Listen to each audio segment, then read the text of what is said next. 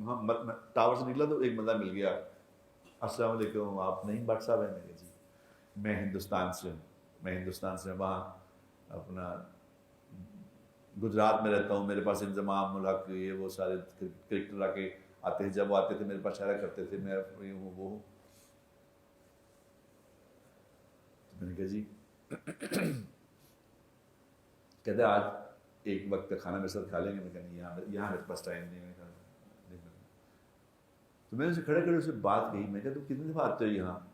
اس نے کہا اللہ نے مجھے بہت رزق دیا ہے، میں تو گھڑی گھڑی یہاں آ جاتا ہوں، اللہ گھڑی گھڑی لے آ جاتے ہیں، بس مہینے بعد آ جاتے ہیں، کبھی 2 مہینے بعد آتے ہیں۔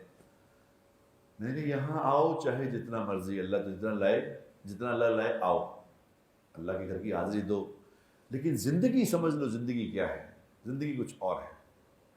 زندگی یہ ہے کہ تو چلتا پھرتا لگے کہ یہ محمدی ہے صلی اللہ علیہ وسلم، یہ نبی کا امتی ہے، چلتا پھرتا لگے، تیری بول سے لگے، تیرے کاروبار سے لگے، تیرے رہن سہن سے لگے، تیرے لباس سے لگے، تیری شکل سے لگے، تیرے ملنے گلنے سے لگے کہ یہ محمدی ہے، تب تیرا مسئلہ حل ہونا ہے۔ ورنہ عمر حج جتنے مرضی کر، اگر یہ بات نہ سمجھی، زندگی گزارنا نہ سمجھی، تو یاد رکھنا یہ والے حج عمرے کچھ نہیں کر سکیں گے، جتنے مرضی کر لو۔